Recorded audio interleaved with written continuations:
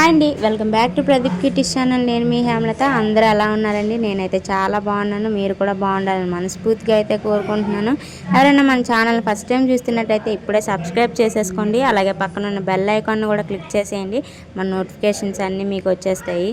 ఇంక ఈ వ్లాగ్ వచ్చేసి ముందు వీడియో కంటిన్యూషన్ అనమాట. ముందు వీడియోలో ఏం చెప్పానో, కాశీకి వెళ్ళాము మేము అని చెప్పాను కదా. గుడికి అది వెళ్ళాము, బోట్ ఎక్కి ఘాట్లన్నీ చూసి లాస్ట్లోనే గంగా హారతి చూపిస్తారని చెప్పాం కదా. మాకు చూపించిన ఘాట్లు ఏంటంటే, ఫస్ట్ది దశాశ్వమేధ ఘాట్ అంట. బ్రహ్మదేవుడు అయితే ఇక్కడ 10 సార్లు అశ్వమేధ యాగం చేశారంట. ఇంక ఈ ప్లేస్లోనే గంగా హారతి కూడా జరుగుతుంది అంట రోజున. ఇంకా రెండో ఘాట్ వచ్చేసి ప్రయాగ్ ఘాట్ అనమాట. ఇక్కడైతే భూమి కిందన గంగా నదితోని సరస్వతిన యమునా నదులు కలుస్తాయంట ఈ ప్రయాగ్ ఘాట్లోని. ఇంకా మూడోది అయితే సోమేశ్వర ఘాట్ అంట. ఇదైతే దీన్ని చంద్రుడు నిర్మించారట. ఇంకా నాలుగో ఘాటు మీర్ ఘాట్ అంట. సతీదేవి కన్ను పడిన ప్లేస్ కూడా ఇక్కడేనంట. యముడు అదే యమధర్మరాజు ప్రతిష్ఠించిన శివలింగం కూడా ఇక్కడ దర్శించుకోవచ్చు అంట మనం. ఇంకా ఐదో ఘాట్ వచ్చేసి నేపాలీ ఘాట్ అంట. నేపాల్ రాసి కట్టించారంట ఈ ఘాట్ అయితే. ఇంకా ఆరో ఘాట్ అయితే మణికర్ణిక ఘాట్ అంట. ఈ ఘాట్ అయితే స్వయంగా విష్ణుమూర్తే సుదర్శన చక్రంతో తవ్వేసి ఘాట్ చేశారంట. ఇక్కడైతే దేవతలందరూ గంగానదిలో స్నానం చేస్తారని చెప్పారు. అంటే మాకు ఇవన్నీ ఎవరు చెప్పారంటే, అక్కడ బోట్లోనే గైడ్స్ ఉంటారు కదా, ఆ గైడ్సే ఎక్స్ప్లెయిన్ చేశారనమాట మొత్తం ఇదంతా. ఏడోది విశ్వేశ్వర ఘాట్ అంట. ఇప్పుడైతే దీన్ని సింధియా ఘాట్ కింద పిలుస్తున్నారంట. ఇంకా ఎనిమిదోది అయితే పంచగంగా ఘాట్ అంట. ఇక్కడైతే 5 నదులు భూగర్భంలో కలుస్తాయంట. 5 నదులు కలిసిన దాన్నే ఇంకా పంచగంగా ఘాట్ అంటారంట. 9ోది అయితే గాయ్ ఘాట్ అంట. గోపూజ ఇక్కడే జరుగుతుందంట ఈ ఘాట్లోనే. ఇంకా 10వ ఘాట్ అయితే తులసి ఘాట్ అంట. ఇక్కడైతే తులసీదాసు సాధన చేశారంట రామచరిత కోసం. ఇంకా 11వ ఘాట్ అయితే హనుమాన్ ఘాట్ అంట. ఇక్కడైతే జరిగే రామకథ వినడానికి హనుమాన్ అయితే ఎప్పుడు ఇక్కడికి వస్తారంట ఈ ఘాట్ దగ్గరికి. ఇంకా అందుకనే దీన్ని హనుమాన్ ఘాట్ అని అంటారంట. ఇంకా 12వ ఘాట్ వచ్చేసి అస్సీ ఘాట్ అంట. దుర్గాదేవి 2 రాక్షసులను చంపి ఆ కత్తిని ఇసిరేయడం వల్ల ఈ అస్సీ ఘాట్ అనేది ఏర్పడిందంట. ఇంకా 13వ ఘాట్ వచ్చేసి హరిశ్చంద్ర ఘాట్ అంట. ఇక్కడ హరిశ్చంద్రుడు శవాలు దహనం చేసిన దగ్గర కూలీగా పనిచేశారంట అప్పట్లోనే. ఇంక ఇక్కడ మెయిన్ అనమాట కాశీ. ఫస్ట్ది అయితే గంగా హారతి, ఇంకా రెండోది అయితే ఈ హరిశ్చంద్ర ఘాట్ అనమాట. మెయిన్ శవాలు కాల్చిన ఘాటు. ఇక్కడ ప్రతిరోజు కనీసం ఒక 2-3 శవాలనైనా దహనం చేస్తారనమాట. ఈ కాశీలో చనిపోవడం చాలా అదృష్టం అనమాట. ఎందుకంటే మనం అందరూ కోరుకుంటే వచ్చే చావు కాదు అది. చాలామంది అయితే ఇంకా నేను చనిపోయాక నా శవాన్ని కాశీకి ఇచ్చేయండి అని చెప్పేసి కూడా చాలామంది ముందే చెప్తారనమాట. అలా నమ్మిన వాళ్ళని దేవుడికి ఆ శవాలు కాలుస్తాం కదా, ఆ శవాలు కాల్చినప్పుడు వచ్చే పొగ అక్కడున్న కాశీ విశ్వేశ్వరునికి చాలా ఇష్టం అంట.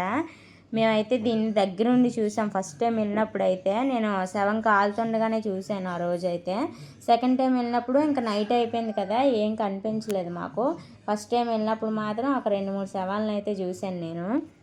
ఇంకా మేము గుడికి వెళ్ళి దారిలోనే ఒక 4-5 శవాలు వెళ్తున్నాయి, ఊరేగించుకొని తీసుకెళ్తున్నారనమాట ఈ హరిశ్చంద్ర ఘాట్ దగ్గరికి. కానీ చాలా మంచిదంట కాశీలోని ఇలా మన శవాన్ని దహనం చేసుకుంటే అది చాలా పుణ్యం చేసుకొని ఉండాలంట. కాశీలో చనిపోవడం కూడా అది ఎన్నో జన్మలు పుణ్యం చేసుకుంటే కానీ మనకు ఆ చావు రాదంట.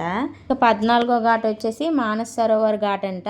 ఇక్కడైతే కైలాసం నుంచి వచ్చిన జలగంగా ఇక్కడైతే కలుస్తుందంట ఈ మానస సరోవర్ ఘాట్లోనే. ఇంక ఈ మానస సరోవర్ ఘాట్లో స్నానం చేస్తే మనకి కైలాస పర్వతం చుట్టినంత పుణ్యం వస్తుందంట. ఇంకా 15వ ఘాట్ వచ్చేసి నారద్ ఘాట్ అంట. నారదుడు ఇక్కడ శివలింగాన్ని ప్రతిష్ఠించడం వల్ల నారద్ ఘాట్ అనే పేరు వచ్చిందంట దీనికి. 16ది వచ్చేసి చౌతస్సి ఘాట్ అంట.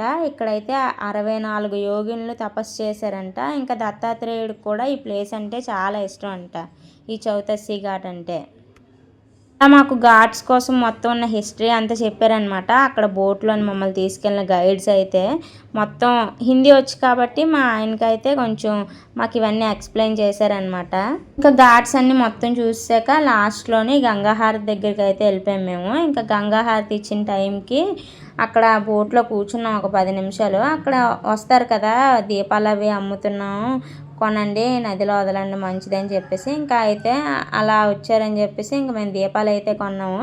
కరెక్ట్గా హారతి వెలిగించిన టైంకి ఆ దీపాలు కూడా వెలిగించేసి నదిలో వదిలేసామన్నమాట మేము. కానీ మేము ఫస్ట్ టైం వెళ్ళినప్పుడు హారతి అయితే చాలా అంటే బాగా జరిగింది. ఎంత బాగా జరిగిందంటే కళ్ళ నీళ్ళు వచ్చాయన్నమాట. అంత బాగా జరిగింది. ఇంక ఈసారి హారతి జరిగినప్పుడు మాకు ఫస్ట్ టైం చూసినంత ఫీలింగ్ రాలేదన్నమాట. జస్ట్ నార్మల్‌గా ఏదో జరుగుతుందా అన్నట్టు ఉంది గానీ, ఫస్ట్ టైం అయితే చాలా బాగా చేశారు. ప్లేస్ కూడా అప్పుడు పెద్దది. ఇప్పుడు కొంచెం ప్లేస్ తగ్గించేశారు. జనాలు కూడా కొంచెం ఇరికిరిగ్గా అయిపోయారనమాట. ఫస్ట్ టైం అయితే ఎంత బాగా చేశారంటే మేము స్టన్ అయిపోయాం. అసలు ఇంత బాగా జరుగుతుందా కాశీలో హారతి. అందుకే ఈ హారతి చూడడానికి ఎక్కడెక్కడి నుంచో వస్తారా అని చెప్పి. ఇంకా హారతి అయిపోయింది కదా, మేము ఇంకా దండం పెట్టుకొని బోట్ అయితే దిగేసి బయటకు వచ్చాం అనమాట. ఇంకా వెళ్ళి దారిలోనే అన్నపూర్ణాదేవి గుళ్ళోని భోజనం అయితే చేసి ఇంక రూమ్కి అయితే బయలుదేరిపోయాం. ఎర్లీ మార్నింగే గుళ్ళకి అవి వెళ్ళాలని చెప్పేసి ఇంకా మేము రూమ్కి అయితే వెళ్ళిపోయాం అనమాట. ఇంక ఎర్లీ మార్నింగే దేనికోసం అంటే అదే పిండ ప్రదానం చేస్తారు కదా. ఇంక మా మాయాలు అయితే ఫాస్ట్గా పడుకుంటే ఎర్లీ మార్నింగ్ లెగుస్తాం కదా అని చెప్పేసి ఇంక పడుకుని పోమని చెప్పారు. ఇంక మేము అందరం పడుకుని పోయాము. ఇంకా ఆ నెక్స్ట్ డేనే అనమాట రూమ్ అది చెక్అవుట్ చేసేయాలి. ఇంకా మనకి 1 డే ఇచ్చారనమాట రూమ్ మనకి. ఇంకా 2 రూముల 3 రూములు తీసుకున్నాం కదా, 3 రూముల్లోనే 2 రూములు ఖాళీ చేసి ఒక రూమ్లో అయితే మొత్తం లగేజ్లు అన్నీ పెట్టేసాము. ఇంక ఎర్లీ మార్నింగ్ లెగ్గానే మా డాడీ వాళ్ళు మా మాయాలు పిండ ప్రదానం చేయడానికి అయితే వెళ్ళిపోయారు. ఇంక మేము వెళ్ళలేదన్నమాట. అప్పుడైతే మేమైతే ఇంకా వాళ్ళు వచ్చేలోపు రెడీ అయిపోవాలని చెప్పేసి ఫాస్ట్గా రెడీ అయితే అయిపోయాము. ఫస్ట్ అయితే ఇంక మేము మా డాడీ వాళ్ళు వచ్చినలోపు కాశీ గ్రామదేవత అయిన వారాహిదేవి గుడికి అయితే వెళ్ళడానికి బయలుదేరాం అనమాట అందరూన. ఇంకా మా డాడీ వాళ్ళు వస్తే ఇంకా అక్కడికే వచ్చేయమని చెప్దామని చెప్పేసి మేము ఫస్ట్ అయితే బయలుదేరిపాము. ఇంక వెళ్ళి దారిలోనే ఎర్లీ మార్నింగే కదా, టీ అది తాగేసాము. టిఫిన్లు అటు నుంచి వచ్చాక చేద్దామని చెప్పేసి టీ తాగేసి అయితే గుడికి బయలుదేరిపాము. అంటే రూట్ సరిగ్గా తెలియదు కదా, ఈ గూగుల్ మ్యాప్ని చూసుకొని వెళ్ళాము. కానీ అది తిప్పిన చోటే తిప్పి వదిలేసింది మమ్మల్ని. ఇంక మేము వెళ్ళినప్పటికీ లైన్ అయితే చాలా దారుణంగా ఉందన్నమాట. సర్లే ఎంతవరకు వచ్చాం కదా, దేవుని చూడకుండా ఎలాగ వెళ్తామని చెప్పేసి లైన్లో అయితే 2 గంటల సేపు ఉన్నాము. 2 గంటలు ఉన్నా సరే మాకు ఇంకా దర్శనం అవ్వలేదన్నమాట. ఎందుకంటే మాకు టైం లేదు.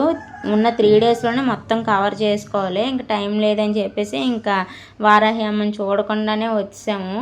అక్కడి నుంచి వచ్చాక ఇంకా టైం అయితే 10 అయిపోయింది. టిఫిన్లు అవి చేసి ఇంకా అక్కడి నుంచి మేము కాలభైరవ స్వామి టెంపుల్కి అయితే బయలుదేరుతున్నాం అనమాట. ముందైతే మా డాడీ వాళ్ళు వెళ్ళిపోయారు. మీరు వెళ్ళిపోయాక మేము వస్తామని చెప్పేసి మేము ఆగిపోయాం అనమాట. ఎందుకంటే మా అక్కకి కొంచెం డ్యూటీ వర్క్ ఉందని చెప్పేసి మా అక్కలు తర్వాత వెళ్దాము ముందు వాళ్ళని వెళ్ళిపోమని చెప్పు అనగానే వాళ్ళు వెళ్ళిపోయారు. ఇంకా వాళ్ళు వెళ్ళిపోయిన ఒక గంటన్నర తర్వాత మేము వెళ్ళాము కాలభైరవ స్వామి గుడికి. ఆ కాలభైరవ స్వామి గుడికి నడిచి వెళ్ళిపోదాం అనుకున్నాం కానీ చెప్పాను కదా మాకు టైం లేదని చెప్పేసి ఇంకా అందుకనే అక్కడికి ఆటో అయితే బేరం ఆడుకున్నాం. కానీ ఆటో ఎంత చెప్పారంటే 700 అనమాట. గట్టికి కొడితే ఒక పావు గంట జర్నీ అనమాట. ఆ పావు గంట జర్నీకి 700 తీసుకున్నారు. బాబోయ్ అని షాక్ అయ్యాం మేమైతే ఒకసారి.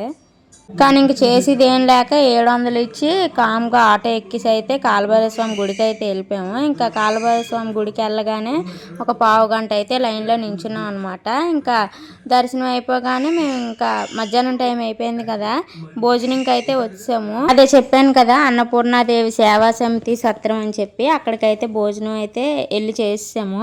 మా అమ్మలు అయితే మా తర్వాత వచ్చారనమాట. ఇంక మేము ముందు రోజు బాధపడ్డాం కదా, స్వామి ఏటి ఇంత ఆకలితో వచ్చాము అన్నం లేకుండా చేసావు ఏంటి అని.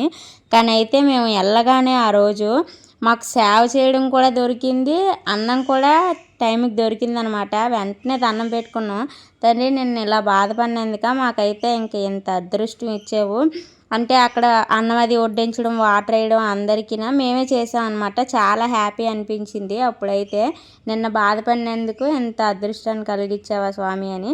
ఇంకా మేము భోజనం చేశాక అన్నదానానికి అమౌంట్ అయితే రాయించాం అనమాట. ఎక్కడికి వెళ్ళినా అన్నదానానికి డబ్బులు అయితే రాయిస్తాం కదా, మా అక్క నేను అన్నదానానికి డబ్బులు అయితే రాయించాము అక్కడ. ఇంకా మన పేరు చెప్పుకొని ఒకళ్ళిద్దరు తిన్నా చాలు, ఒకళ్ళిద్దరు ఆకలి తిన్నా చాలు అనమాట మనకి. అంతకు మించింది ఏం లేదు. అందరూ భోజనాలు చేయగానే రూమ్కి అయితే వెళ్ళిపోయాం అనమాట. రూమ్ అయితే ఖాళీ చేసేయాలి కదా. ఇంక రూమ్ ఖాళీ చేసాక మేము ఎక్కడికి వెళ్తున్నాం అంటే అయోధ్య వెళ్తున్నాం అనమాట. మాకు జర్నీ కూడా సరిపోదు, ఇంకెక్కడికి వెళ్దాం అన్నాను. అందుకే ఇంక వారాహిదేవి గుడికి కూడా వెళ్ళలేదన్నమాట. తర్వాత ఎప్పుడైనా వస్తే వెళ్ళొచ్చు అని చెప్పేసి ఇంక మేము వారాహి అమ్మవారి గుడికి కూడా వెళ్ళలేదు. అయోధ్య వెళ్ళాలంటే టైం బాగా పడుతుంది, జర్నీ చాలాసేపు చేయాలని చెప్పేసి మేము ఇంకా ఫాస్ట్గా మినీ బస్సు అయితే బుక్ చేసుకొని, బస్సు అతను అయితే వస్తానని చెప్పాడు మేము ఉన్న రూమ్ దగ్గరికే. ఇంకైతే బస్సు కోసం వెయిట్ చేస్తున్నాం మేము. ఇంకా బస్సు అయితే మేము వెయిట్ చేసిన గంట తర్వాత వచ్చిందనమాట. బస్సు వాడు సడన్గా హ్యాండ్ ఇచ్చాడు. ఆ బస్సు అతను వేరే బస్సు వాడిని పంపించడానికి గంట టైం పట్టిందనమాట. ఈ వీడియో అయితే ఇక్కడితో ఆపేస్తున్నాను. మేము అయోధ్య గుడికి వెళ్ళిన వీడియో నెక్స్ట్ వీడియోలో పెడతాను, కంపల్సరీ చూడండి. సో వీడియో నచ్చితే లైక్ చేయండి, షేర్ చేయండి, సబ్స్క్రైబ్ చేయండి.